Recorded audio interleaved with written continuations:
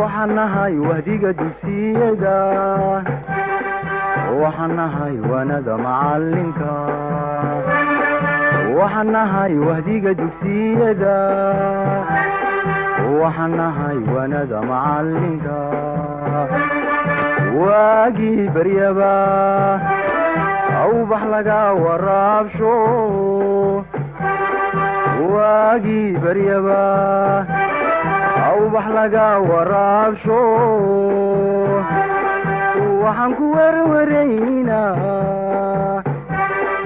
wadankiina wax u barta wadankiina wax u barta oo xambaaro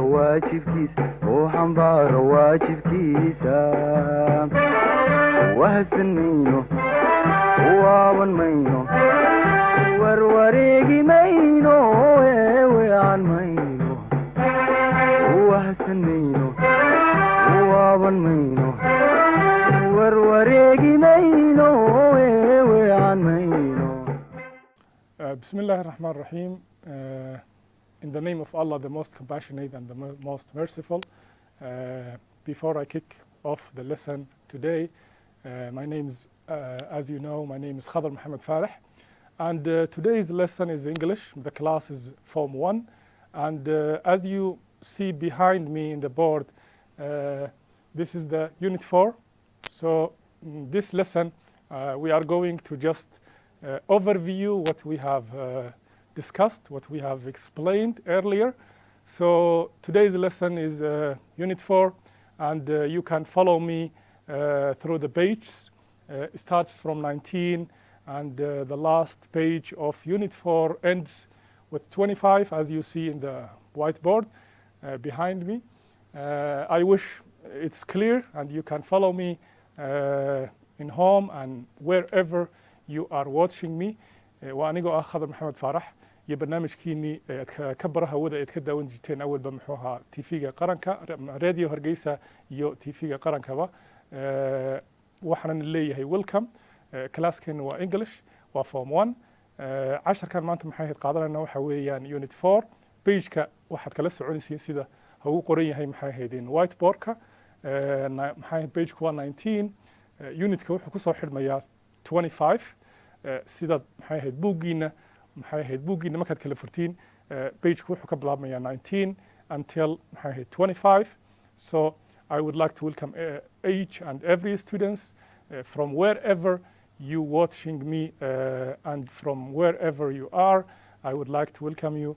I'm very thrilled. I'm very glad to give you this the lesson today, and I would like to just cover up the whole unit and give you the overview or revision. So this lesson we will try our best to give you an overview and also revision of what we have been taken.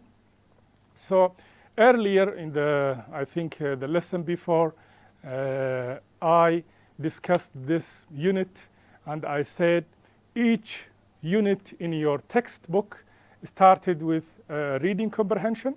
So as a students waxa la naga baahan yahay ardayow muxuu ahaa reading comprehension waayo unit kasta oo muxuu ahaa textbookgiina ama English bookga muxuu ahaa wuxuu ku bilaabmaa reading comprehension taana waxa designed ama objective-ka loo dhigay waxa weeyaan to understand sidaad u fahantid reading comprehension.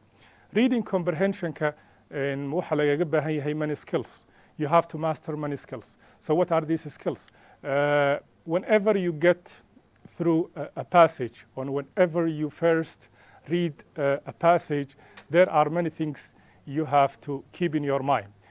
First of all, you can get over the reading. The first you can read quickly.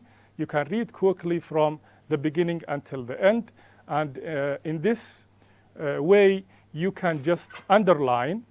So as I wrote on the whiteboard, the first time you read or you get something like an article, it could be an article, it could be a newspaper, it could be a short story or a novel, or it could be your textbook. So the first thing your eyes catch a paragraph or a passage or something, The first thing you have to read fast. So in this way, you can just underline or underscore the vocabulary or the words that seems difficult. kelmadaha kugu cusub ayaad muxuu ahaa marka ugu horeysa ee reading comprehensionka la kulantid waxaa lagaga baahan yahay inaad underline ku samaysid muxuu ahaa kelmadaha kugu hanad fahmayn that seems difficult to you or that you don't understand. So or vague Englishkana waxa la yidhaha vague words waa kelmadaha madmadowga ku jiro aynad fahmayn. You have to underline it.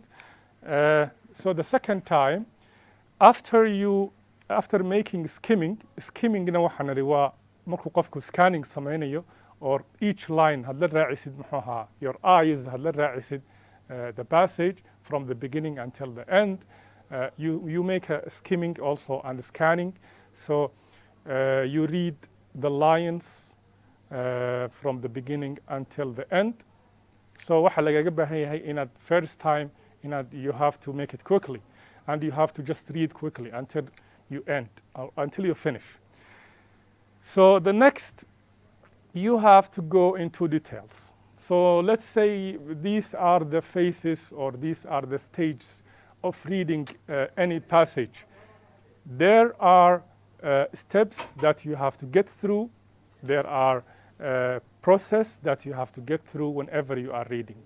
waxaa jira process lagaga baahan yahay inaad markaad passage la kulantid reading la kulantid sidan horeba u sheegnay marka ugu horeeya indhahaad la raacaysaa maxay ahayd passageka waad wada akhriyaysaa haddii had aragtid muxuu ahaa difficult words you take your pencil or your pen and you underline the word that seems difficult and then you go on until you finish. So in the first time, you try your best to figure out what this passage is all about, what's talking about, and what are the paragraph is all about, what's talking about, what's discussing or explaining. Okay, so after the last process or the last stage, you try to pick up the words that you have underlined, and you take your dictionary and you open your dictionary and you find you have to find all these words, you have to decode them, you have to find the meaning of these words. So after you found the meaning of the words, then the passage it will seem easy to understand and you can understand what's the passage about. So markaad muxuu ahaa first timeka markaad akhridid soo saartid muxuu ahaa kelmadaha difficultka muxuu ahaa aad ka baadhid muxuu ahaa dictionaryga in deetana waxaad ogaan kartaa macnahooga waa inaad baadhid oo dictionaryga aad soo qaadatid. Dictionaryguna waxyaalo badan buu kuu sahlaya wuxuu kuu sahlaya waxaa ka mid ah pronunciationka, the pronunciations of the words. You can read the symbol. As you know, in the dictionary you will find the symbol of the sounds and you can pronounce these symbols or IBA of the sounds. waad akhri kartaa waad pronounce garayn kartaa pronunciationka. So dictionaryga waxyaalo badan faa'iidadiisu it has many benefits and one of these benefits waa to read the symbol, the sound symbol, and also to find the meaning. These are skills. So these are skills. Skillskan aad baa lagaga baahan yahay. Skillskan waxa weeyaan it will enable you these skills it will enable you to understand and also to practice reading. And reading is very important. That's why your book has designed to give you many passages. Your book has designed to give you many passages that's related to many topics. If I just try to give you quickly an overview, and I will make it as a points. The first lesson was, if you go to the slide, the first lesson was a road safety. This was a passage. So this passage was talking about road safety. And if I just read quickly, as we said, marka ugu horeysa you have to just read quickly. Vehicle collisions have become very common due to ignore of proper road safety measure. This has resulted in a rise in the number of deaths related to road accidents. Many people prefer to use their own vehicle instead of public transportation, so there is more traffic on the roads than ever before. Under such conditions, people need to follow traffic rules and road safety rules so that they can drive in a safe and careful manner. This will make the road safe, a safe place. Everyone should take a driving course before they drive alone. This will teach them to be better drivers, and they will learn how to handle dangerous situations on the road. Children should also be taught how to cross roads safety, and their parents should stop them from jumping on the back of trucks and playing on the road. Most road accidents happen because drivers lack knowledge of proper road safety measures by drivers and pedestrians. As you see, sidaad u arkaysiinba hore waxaan usoo sheegnay the best techniques to master reading skills. I mean, first of all, you have to read quickly, and you have to figure out the difficult or the different vocabulary that have been used in this text, and you have to collect these words. And if we say these, what are these vocabularies? You have collisions, common, ignore, proper, measure, vehicle, manner, pedestrians, knowledge.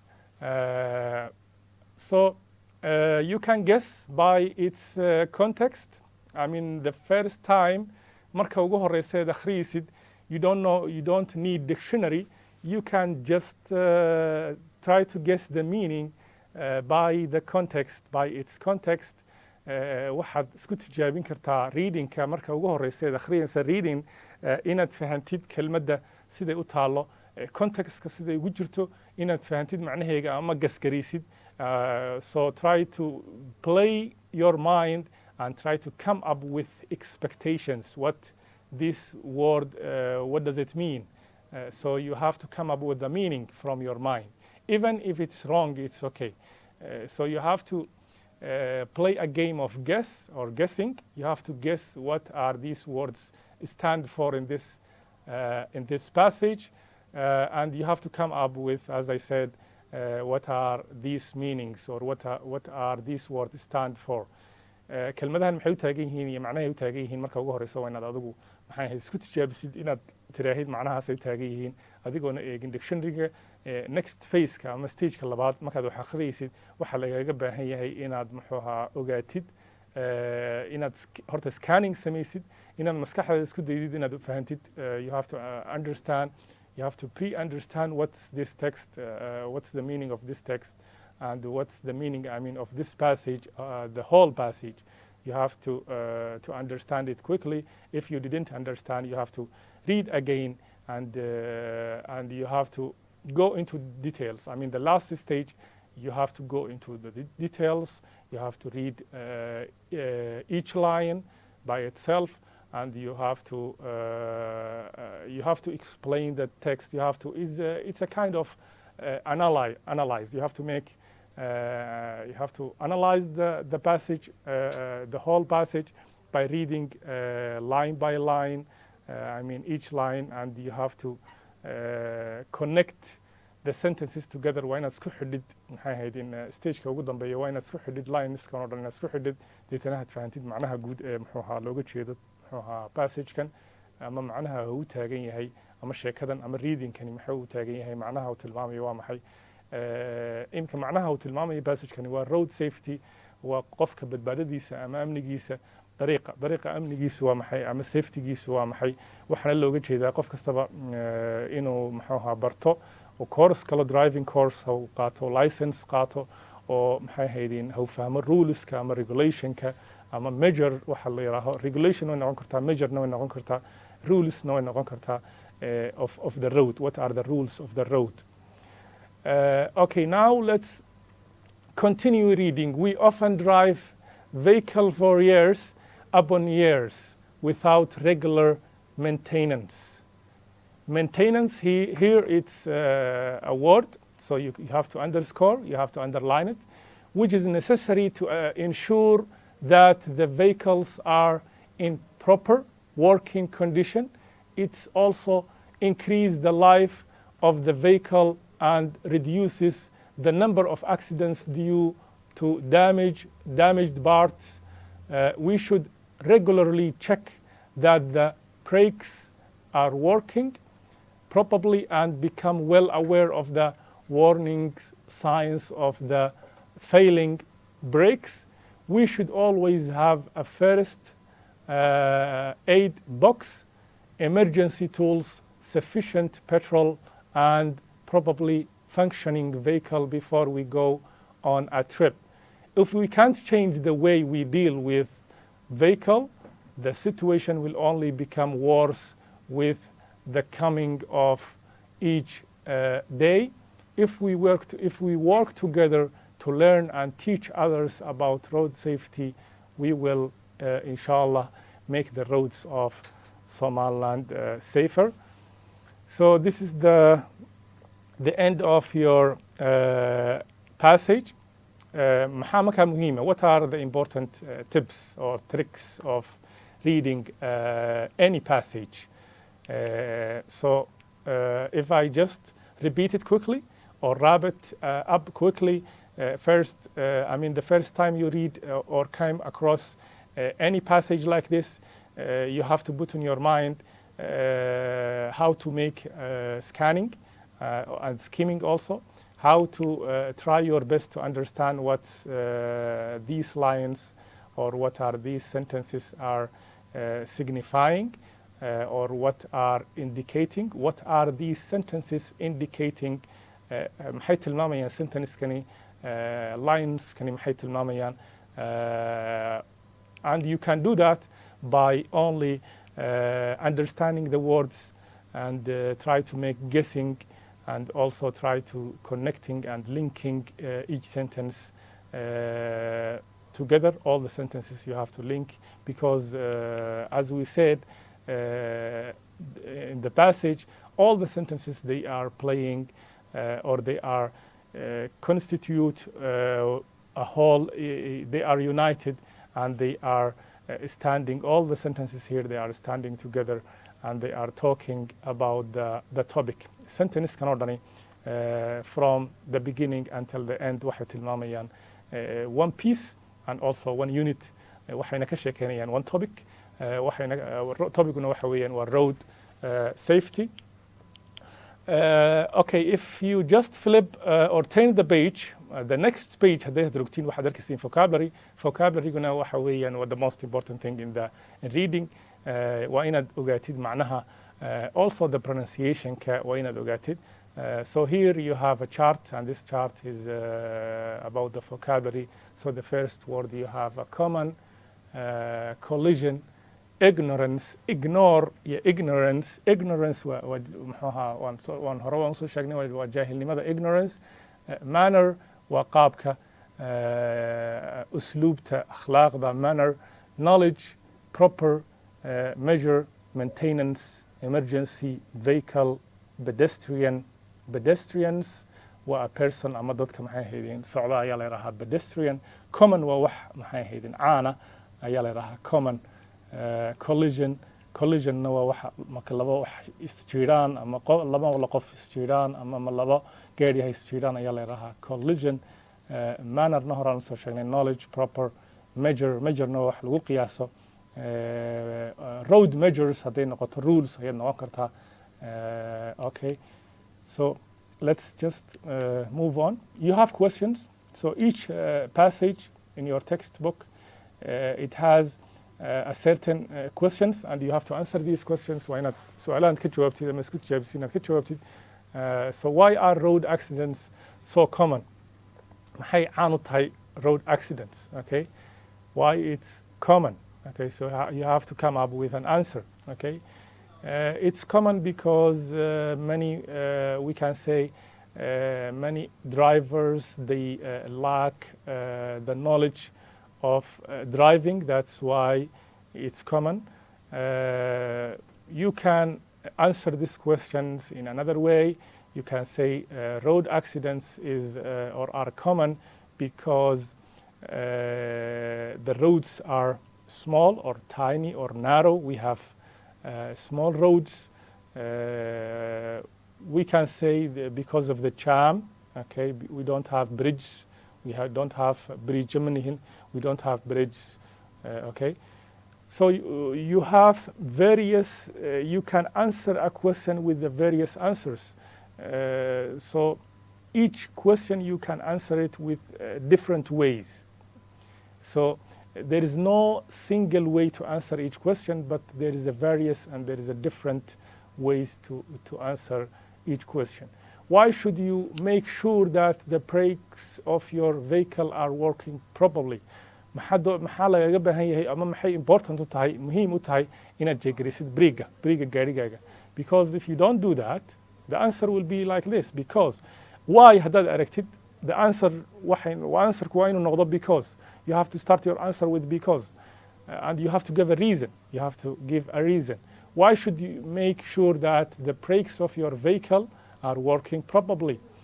Because if you don't check the brake of your car, then you can't, maybe you will be in danger, because you can't pull off your car, you can't stop your car. Maybe you will go in a speed, and then you will be in a big trouble. Maybe you crash another car, you collide with another car or automobile. What should we teach children to protect them from road accidents? Children ka maxaa looga baahan yahay si ay naftooda uga badbaadiyaan accidents-ka? Okay, children, we said in an earlier lesson that the parents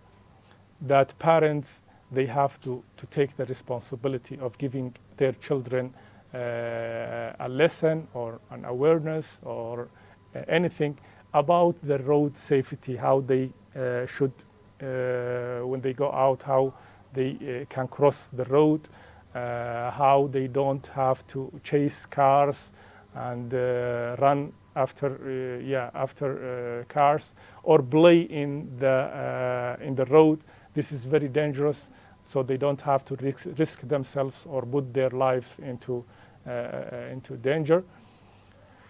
So let's just move on. Answer the questions orally. What are the causes of road accidents in Somaliland? Waa maxay muxuu ahaa causeska ama sababaha in accidentka ama maxaa shilalka ka dhaca maxay Somaliland? Su-aashan siyaabo badan ba ayaad uga jawaabaysaa. Saan horeba u sheegnay muxuu ahaa answerku maxay ahayd mid kale kuma koobna, laakiin siyaabo badan ayaad uga jawaabi kartaa. Waxaad oran kartaa the infrastructure of Somaliland, we don't have a good infrastructure like the first world or like the developed world. We don't have bridges, we don't have tunnels, we don't have paved roads. Our roads are not paved well or probably. Have you ever seen or been in an accident? Weligaa shilal ma la kulantay? Waa inaad ka sheekaysid. If you have an experience about or if you have been in an accident or if you saw an accident, then you have to just give a brief sentence to answer this question. Can you give other suggestions to make the road of Somaliland safer? Waa inaad keentid suggestions, or what are the suggestions? Suggestions waxa weeyaan waa afkaar.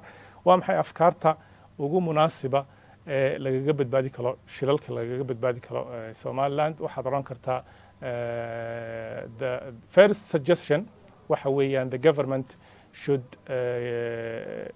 consider paving our roads and make a plan of this. They should make a plan of this, and they should embark on this quickly, and they should build bridges and the network of bridges and also network of tunnels. Okay, now it's time for vocabulary practice. Fill in the blanks with these words kelmadahan ayaad ku bubuuxinaysaa meelaha banbanaan waxa aad u muhiima inaad fahantid meaningka. If you don't understand the meaning, then you can't pick up the appropriate word and you can't fill it in the suitable blank. haddaanad fahmin macnaha dee kuma bubuuxin kartid kelmadda munaasibka. So on our way to Berbera, I saw a serious anigoo socda Berbera waxaan arkay serious waa maxay ahayd waa dangerous ayay la mid tahay.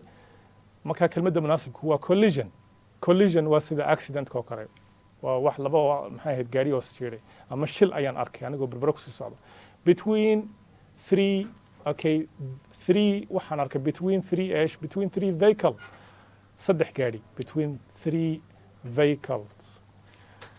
There were many pedestrians standing around the car. My aunt told them to move away so that she could help a woman who was in one of the cars. Although my aunt wasn't a doctor, she had the proper of what to do in the case of such as you have to pick the best word from these words. You have to pick it, and you can do that by just understanding the meaning of the line or the sentence. The last one, this building needs maintenance.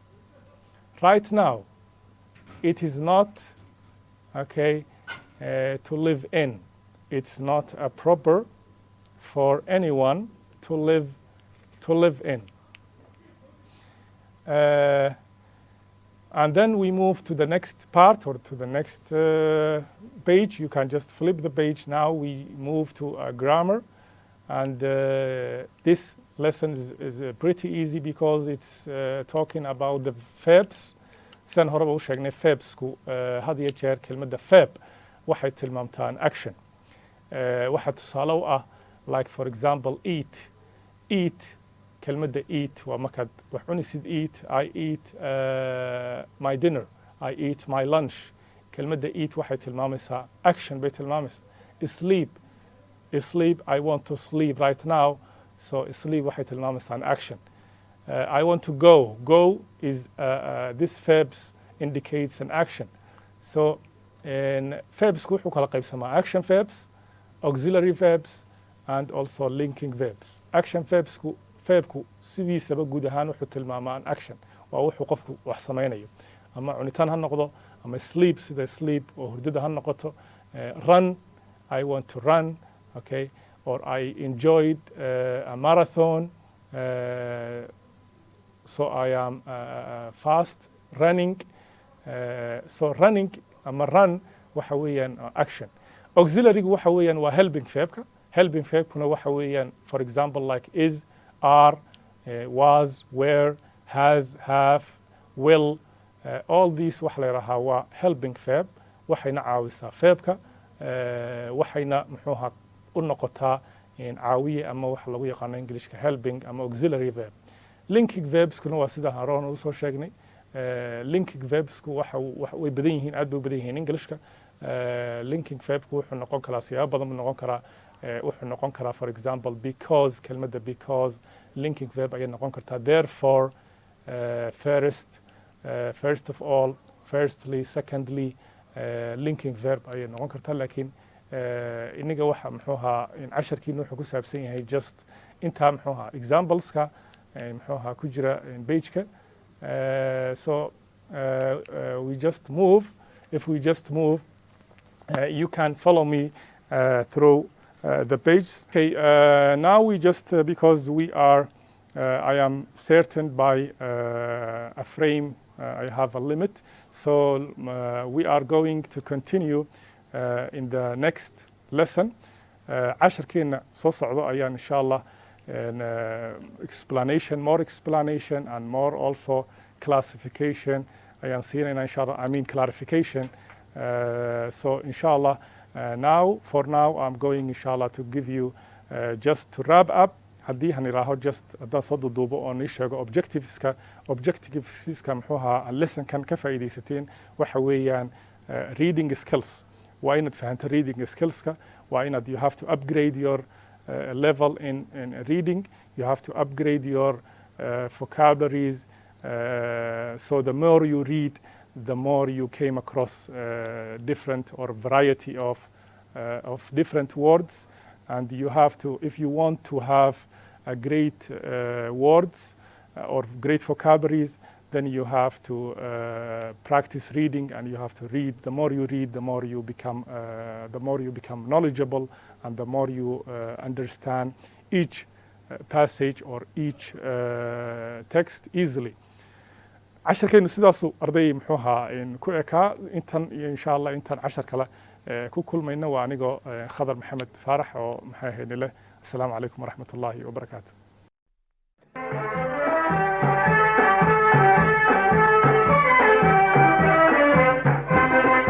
waxaan nahay wahdiga dugsiyada waxaan nahay wanada macalinka waxaan nahay wahdiga dugsiyada waxaan nahay wanada macalinka waagii baryaba awbax laga waraabsho waagii baryaba awbax laga waraabsho waxaan ku warwaraynaa wadankiina wax u barta wadankiina wax u barta oo xambaaro waajibkiisa